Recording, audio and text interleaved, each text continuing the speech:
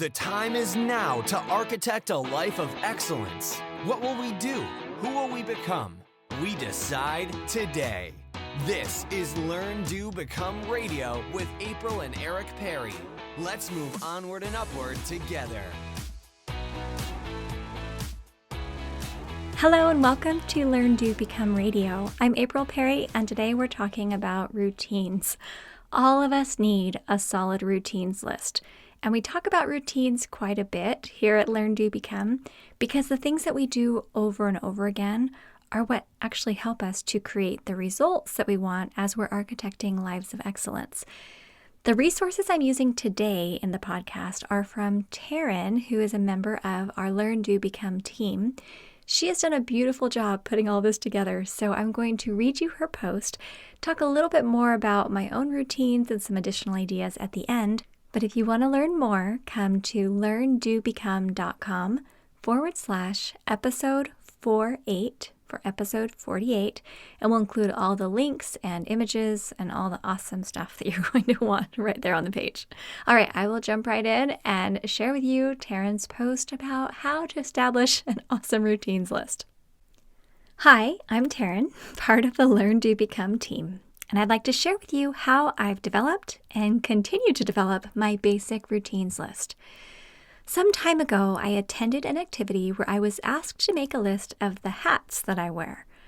I was surprised to realize that I wear more than 15 different hats in my life.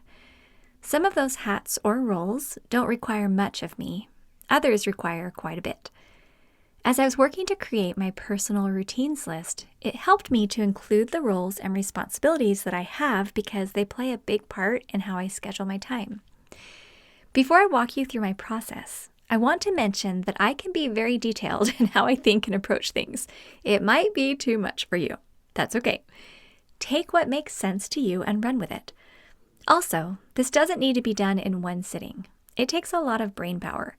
You and your brain might need a break now and then. Decision fatigue is real, and we will be making a lot of decisions through this process. My first step was to identify my roles. I am an individual, a wife, a homemaker, a piano teacher, the accompanist for the church choir, just to name a few. And she has a little spreadsheet where she's identified what her role is, the life category, and then also applied it to a step category. Now, she has her Google Sheet ready to share with you, so you could just make a copy and then edit it to meet your needs. That will be available on the show notes page, all right? Moving on. Next up is to figure out what needs to be done within each of these roles. I started with a spreadsheet. I added categories to help me see where the bulk of my time goes. This also helps as I'm looking for projects to complete each month. Then I started asking questions. As an individual, what do I need? I need sleep, food, exercise, self-care. As a choir accompanist, what is required of me? Weekly rehearsals, 1 hour each Sunday. Personal practice time to learn the pieces. Daily practice, 10 to 15 minutes or more, depending on the piece. As a cake decorator, what is required of me? Well, that depends. As a cake decorator, the routine is irregular, but it's a routine nonetheless. Irregular, that doesn't really sound like a routine, does it? But hear me out. When I bake and decorate a cake for someone, I follow the same process each time. I also schedule it as a project because it takes extra time from my schedule, especially if it's a large cake.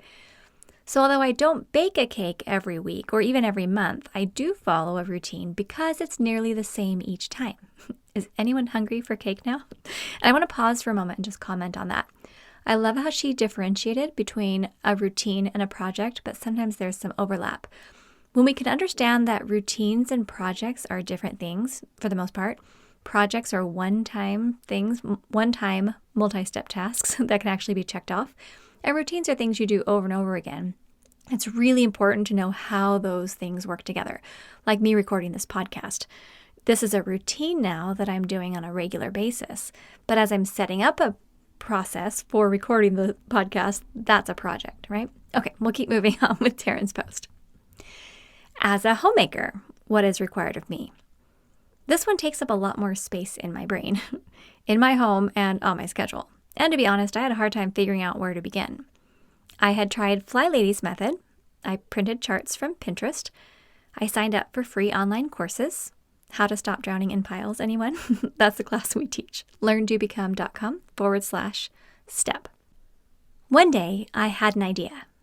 I needed to create my own routines according to how my home is set up and how or when I like things to be done. I know this isn't an original idea, but it was exactly what I needed to help me get started. I walked through my home and dictated to my iPhone inside the Notes app what needed to be done in each room. You could also do this with pen and paper or in the Evernote app.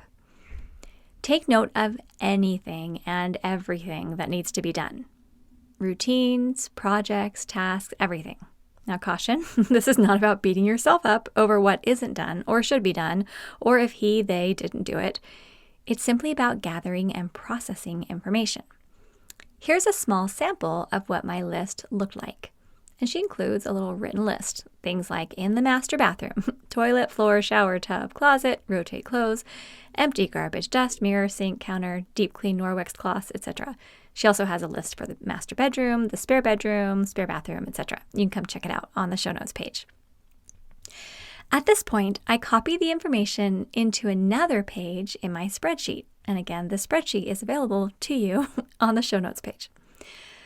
Looking back, I probably could have started this process in a spreadsheet, but it was really helpful to physically be standing in each room while I was deciding what needed to happen, rather than sitting in my office looking at a screen. I actually really like using a spreadsheet for this because I can change the order of things with the sort function. I can sort the data to group all the projects together. I can also group according to the frequency of how often it needs to be done, which helps me to create my daily, weekly, monthly routines. This page of the spreadsheet got more columns. She has a picture of it you can check out on the show notes page, or I'll just explain what's in the spreadsheet.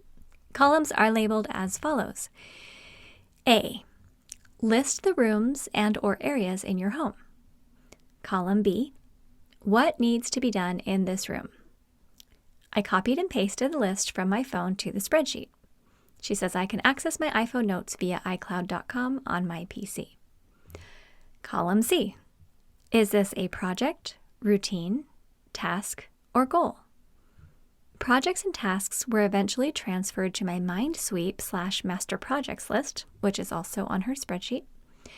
As a side note, this listing and sorting process works great for your MindSweep as well. As you start identifying whether the item is a task, and she has a T with parentheses, project, a P in parentheses, routine, an R, or goal, G, you may see patterns or groups emerge that can help as you create your current projects list for the month. Now, if you're not quite sure what your current projects list is or what a MindSweep is, this is all taught inside of our Steps to Everyday Productivity program. You can check that out at LearnDoBecome.com/step program, all one word, okay? All right, next is column D. How often does it need to be done? Daily, weekly, monthly, etc. Column E, how long does it take? Not sure how long it takes? Time yourself the next few times you do this task. You might be surprised by the actual time frame. Some things don't take as long as you think they do, like making your bed or emptying the dishwasher. Other things take way more time than you think they do, and this is where I sometimes run into frustrations. Column F, when will you do it? Now that you know how long it takes, you can accurately schedule your time to get it done. If you're not the only one living in your home, you could also add a column labeled, who is going to do this? Now, keep in mind that the list of routines is the absolute ideal. There are too many variables in life to be able to hold ourselves to the ideal. So we're just going to focus on doing our best to see that things get done as regularly as possible, whatever regularly is for that routine. I like to look for ways that I can incorporate something naturally into my day without disrupting the flow too much. Here's a few examples. I wear eyeglasses. I clean them each morning with a small bottle of spray cleaner and a lint-free cloth. I can't tell you how many years it took me to realize that while standing in front of my messy bathroom mirror with cleaner and cloth in hand, I could spray the dirty spots on the mirror and wipe them clean with the cloth in my hand.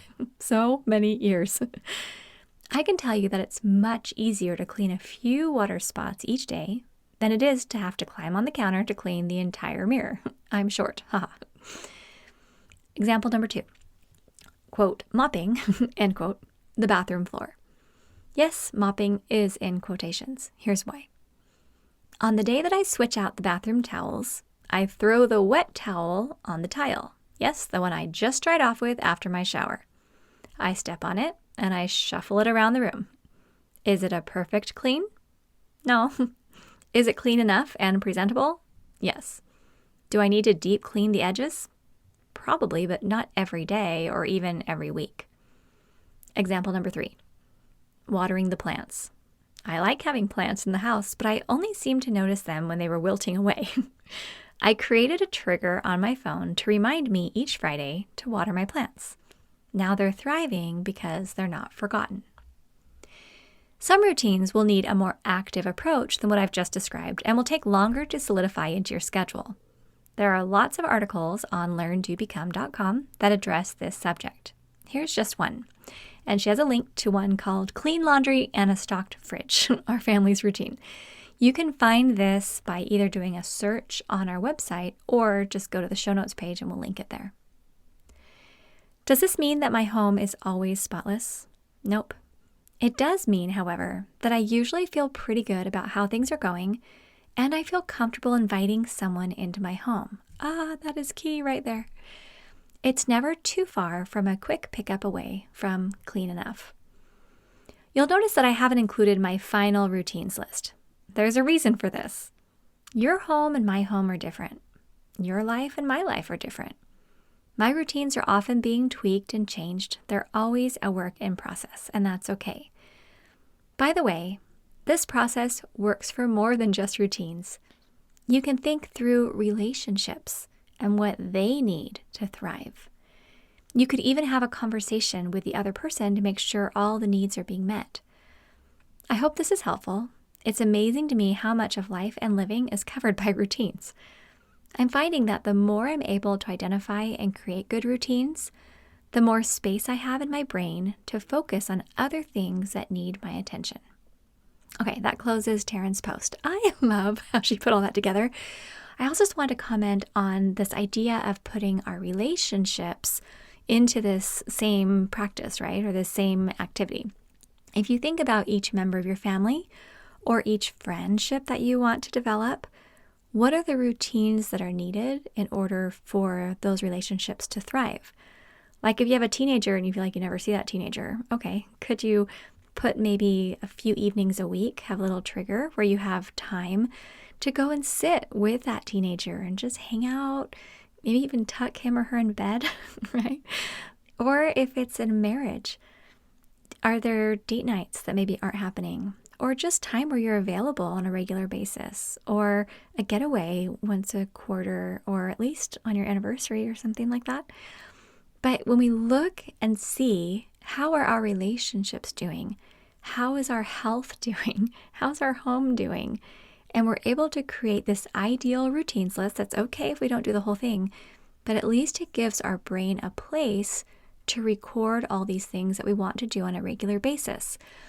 Because I read Taryn's post a few days ago, I've actually been thinking about it a lot in my life. Eric and I had a discussion yesterday where we realized that some things really needed to change for me. I've been taking on a lot of different responsibilities, and as things have really been growing here at Learn, Do, Become, I've been getting a little bit panicked because I'm thinking, I don't know how to handle all the growth, and I need to set up some new systems. And one of the things that we realized is that I have to prioritize my health. I've been checking email way too often. I've been waking up feeling a little bit stressed, and I've been taking on just too many projects. So part of our conversation was figuring out what to get rid of, which we had a really good talk about that. But then another conversation we had was just talking about, well, what routines could I start or stop? And I'll just share a few that I came up with just in case this is helpful for you. Okay, one of them is I'm going to try, at least for a while, to stop eating at 6 o'clock. For some reason, when I eat after 6, sometimes something upsets my stomach. I have no idea why. And I'm sure you guys probably can know what it is. But like, I don't know. And it's like if I eat anything that's fried or anything that's like off my typical diet, I am just up all night, literally like writhing.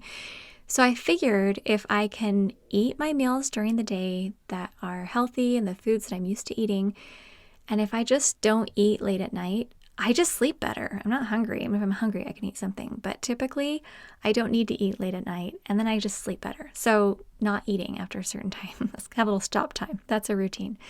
Drinking tons of water until about 2 p.m. for me, and then not drinking too much late, again, so I don't have to get up in the middle of the night and go to the bathroom. Can you tell there's a little pattern and trying not to interrupt my sleep? I've also known that I need extra sleep on my down days. So typically with my female cycle, there are certain days where I'm just having kind of a down day. I need to plan into my routine that those days I sleep more, because then I'm not going to make really bad decisions on how I'm going to cut everything out of my life. Everything. Okay. Even just things like 10 p.m. bedtime. That's something I'm working on. Okay. A big routine I just started yesterday. I can't even believe I'm saying this on the podcast because this has been really hard for me. I'm only checking email twice a day. I've probably been checking email 20 times a day, maybe. I'm moving that down to twice. I used to check, because I want to see, is everything okay with the business and what's going on and is anything broken? I'm just feeling like I was always panicked. But Eric's kind of checking in on email, and he looks into my email account. So if there's anything crazy, someone will text me or Eric will find it. But around 5 p.m., I just don't check my email until 9 a.m. the next morning, even though it's like right there in my pocket and I could. I'm finding that gives me a lot of mental clarity and gives me just space away from feeling like I'm always working. So only checking email a couple times throughout the day, huge.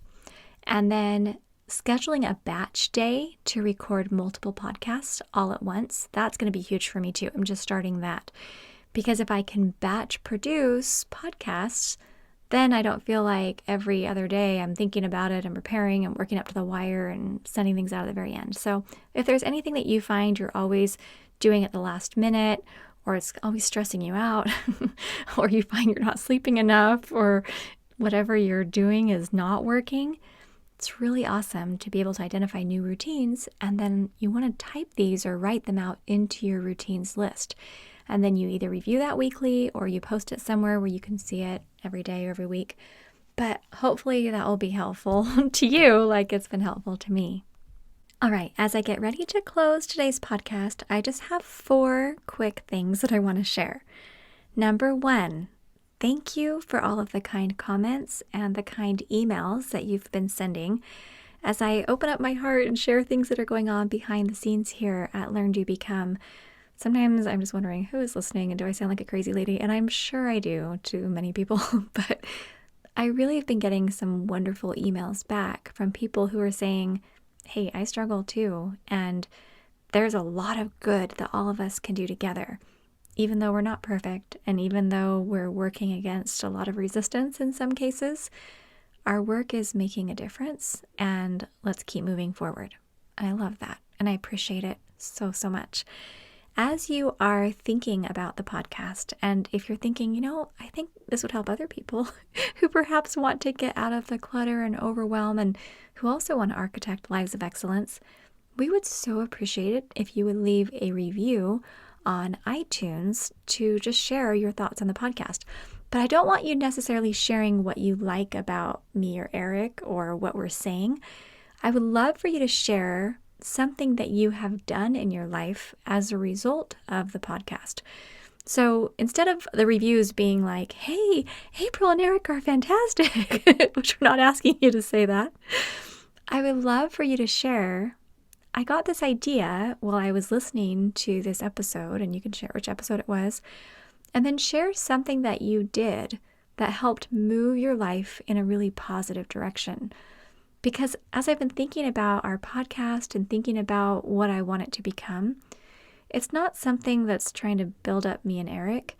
It's a place where our community can really come together and learn, do, and become, and celebrate each other's growth. So if you don't mind just taking a moment, usually if you just open up your podcast app, it gives you a chance to rate and review. We would so appreciate it. All right, number 2.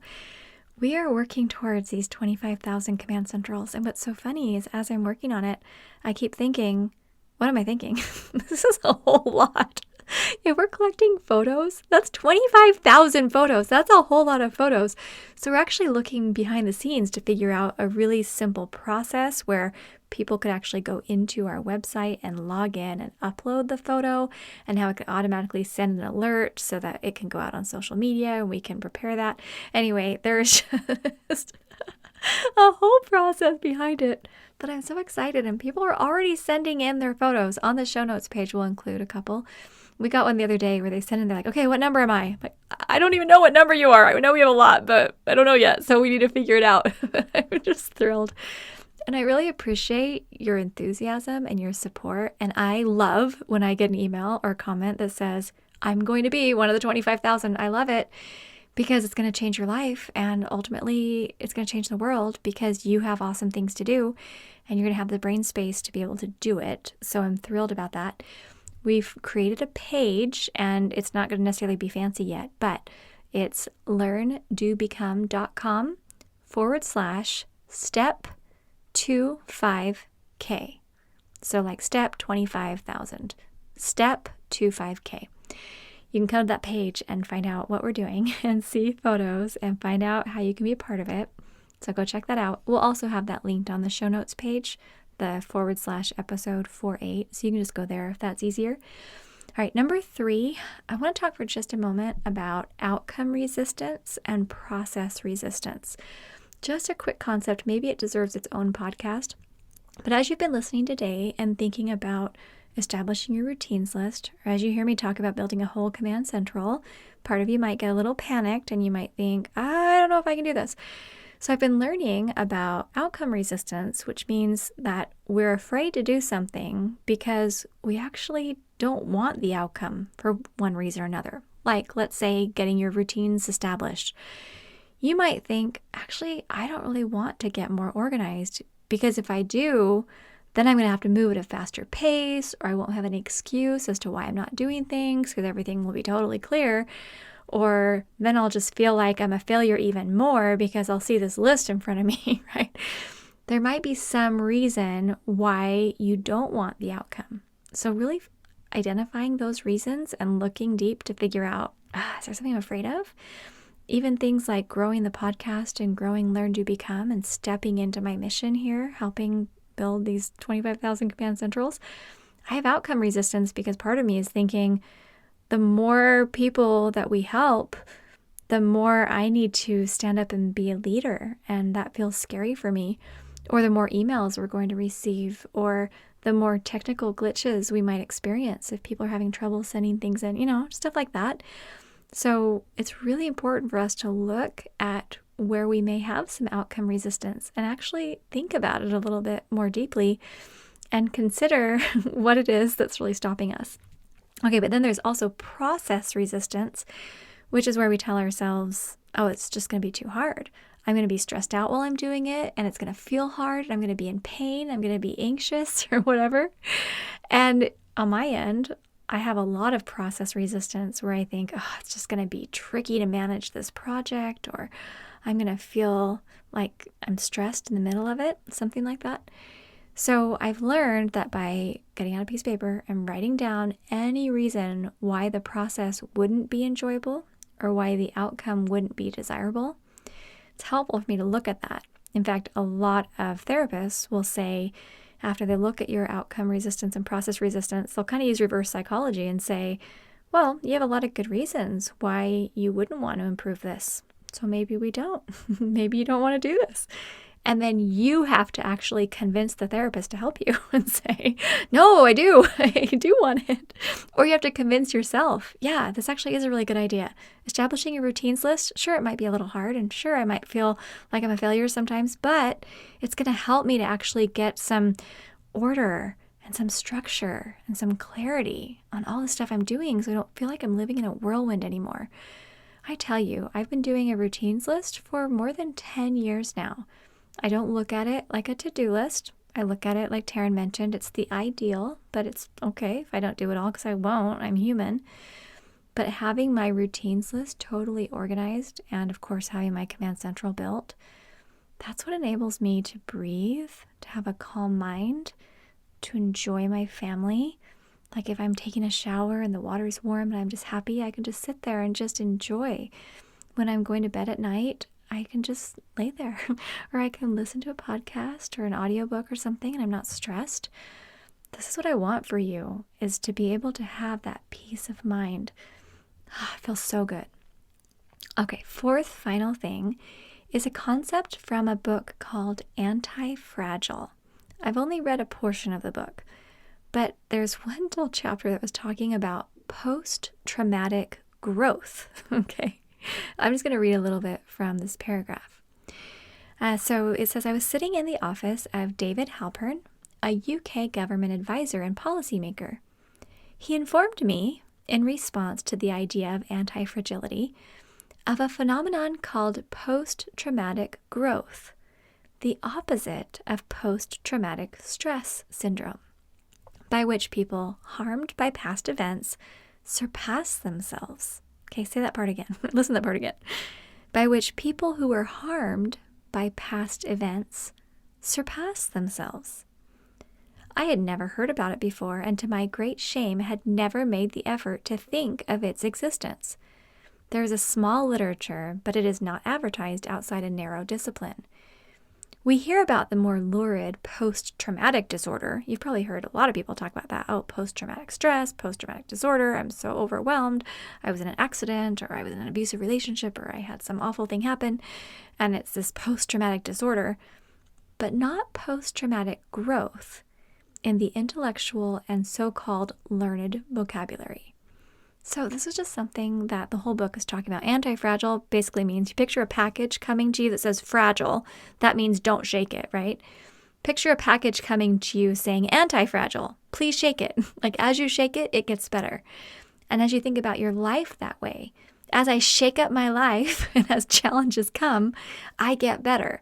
Or like as the wind blows really hard against this little tree, that tree gets stronger.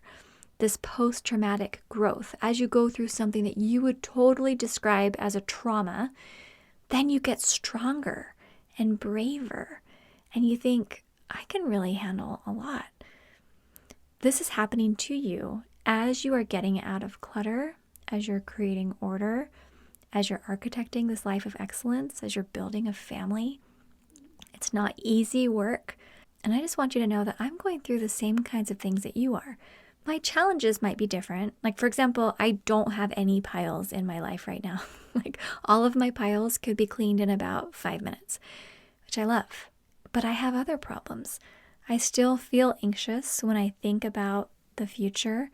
I still feel like I need to be a people pleaser in a lot of ways. I still worry sometimes about if I'm raising all my kids right. There's a lot of things that I worry about, and I wake up feeling kind of stressed sometimes about certain things. Not the piles and not the lists, but I'm not quite where I want to be yet in every area of my life. But I honestly believe that as we look at things as anti-fragile, as we look at post-traumatic growth, as we overcome this outcome resistance or process resistance, and as we actually come together as a community to learn best practices and help one another, there are amazing things that are going to happen. I would love for you to visit our show notes page. Remember, it's learndobecome.com/episode 48.